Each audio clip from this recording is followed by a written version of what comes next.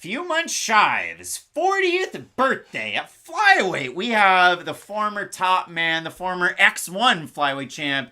It's Tyson Nam coming off of a knock him down off a front kick and then submit him to sleep fight that he had against Bueno Silva's last time out. Nam now welcoming in Azat Maksum, the undefeated 16-0 fighter out of Kazakhstan. And if you're thinking, hey, another undefeated fighter out of Kazakhstan that's very good, yeah, just like Shavkat Rakhmonov, kind of like Demiris Magulov, not so much like Zaruk Adashev, but you get the gist, the fact that Kazakhstan is really putting on and putting out some really good fighters. So when you look at a matchup like this, Matt, for Maksum, the former champ over with Octagon, spelled the way that we'd spell it in North America, and not like the promotion out of Eastern Europe that's really cool and has great production value. No, it's like the one that kind of partners with Brave CF sometimes. So if you watched any of Maksum's fights, and I suggest you do, this guy's good almost everywhere the fight goes. And he's fought a very, very high-level competition. Combined opponent record for Maksum, depending on the fight databases that you use, it's either 63-17 or 64-19.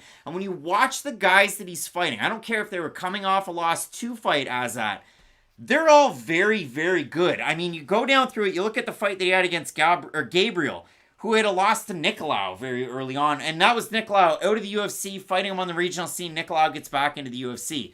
Maksum's able to have great offensive wrestling, really good double legs, and if he does get caught into submissions, and boy will he, and if he does get hit, does he get dropped? Yeah, he does. Yeah.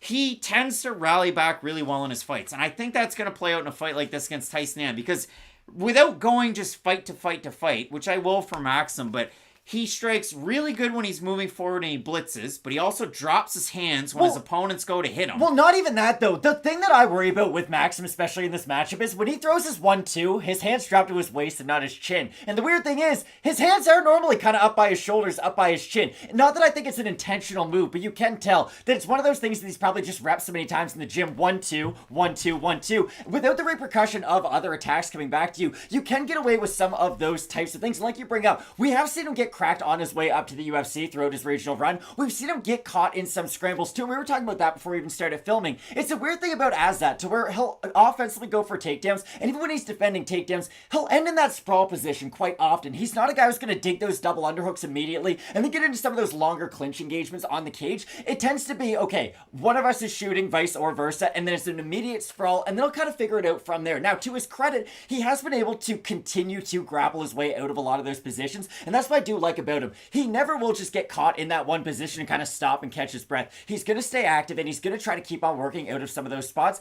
But again, there have been just some of those little minor mistakes that'll make matchup here, matchup there, that makes me a little bit concerned when you're fighting a guy like Tyson Nam, who, yes, he is almost 40 years old at 125 pounds, which isn't normally an age that we see have a lot of success in this weight class, but he still has pretty good hand speed. He still has great power for the division. And if you do have some of those defensive liabilities in your game, and they are glaring, especially early on in this matchup, Tyson Nam has more than enough pop to make you pay for it. And you can't always use the numbers, but Tyson Nam, lowest bottom percentage in UFC history, 100% takedown defense. He defended all 4 of Kai Kara-France's takedowns and 1 from Bueno Silva. So he's defended 5 takedowns in the UFC.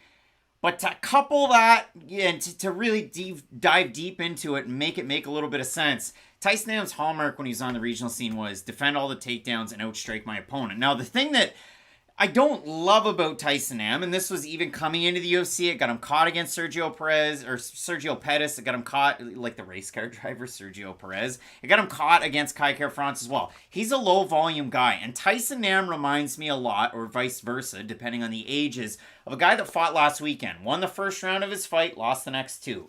Did the same thing against Billy Q. Cam Wella-Kirk. What Cam Wella-Kirk does is he cuts the cage so darn well with his foot position, and he threatens with bigger hooks on the way in that he doesn't throw any volume and he doesn't make his opponent pay. And if you're fleet of foot, like Azat Maksum is, it's one of those things where Maksum could be able to just scurry his way out of the way and work his own takedown. So again, when you do look at a guy like Tyson Nam, I don't think that the chin's totally evaded him. That was a shot where his hands were up and it was a front kick under the chin that dropped him for Bueno Silva, and then he put him to sleep. Now, that was in March of this year, and it feels like it was yesterday, so I always do worry Later in your career, a lot of road miles on, you get finished in that one, you worry about it. Again, it was a submission loss, and you'll see it up there on screen. That was actually Tyson Nam's first ever submission loss as a pro. So wild to see that one. But when you do look at this matchup with a guy in Azat Maksum, again, his last time out against Gabriel, they have the little like preamble. He's billed as former Octagon League flyweight champ, Jiu-Jitsu master degree candidate,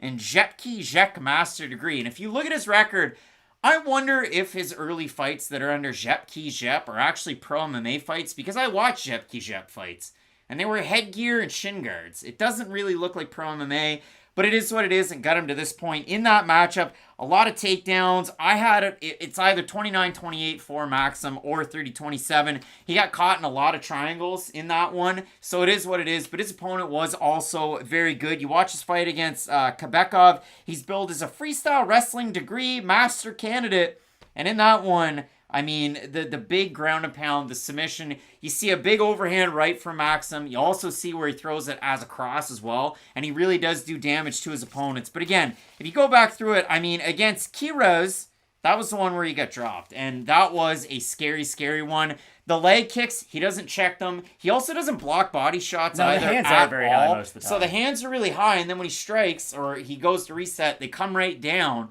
and then he gets countered. I think Maksum's a really, really good fighter. This is obviously a big skill check. The young fighter is, in brackets, supposed to win in a fight like this as the undefeated party.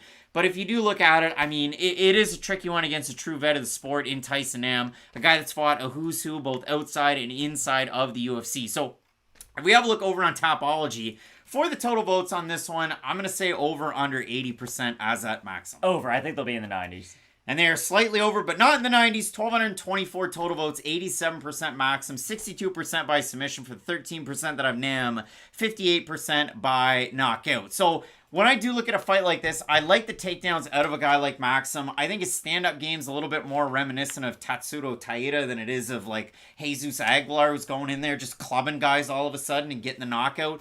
I do like Maksum with the complete, well-rounded skill set, but look out for Tyson Nam to defend some of those takedowns as he's done throughout his career and land that big-time check left when guys are making the entries. The problem is, though, it's kind of, I was talking to a coworker of mine today about Francis Ngannou versus Tyson Fury, right? And he's like, you're big into fights. What do you think about that? When I just start saying, hey, if he can land that one big punch, I don't think he can win. That's like the last thing that you say when you think that person could win. Tyson Nam could land that one big punch. But since that's what I'm saying about him, I do have Azat in this matchup. But again, I do think we have laid the groundwork for what future opponents might be able to take advantage of with his game and with his style. All right, both of us in the matchup going with Kazakhstan's Azat Maksum to get the win in the matchup. Some big-time fights left on this card, including our next one between Evan Elder taking on Genaro Valdez. You are not going to want to miss that fight. Keep it locked in with Fight Night Picks. We always say, let's get into it.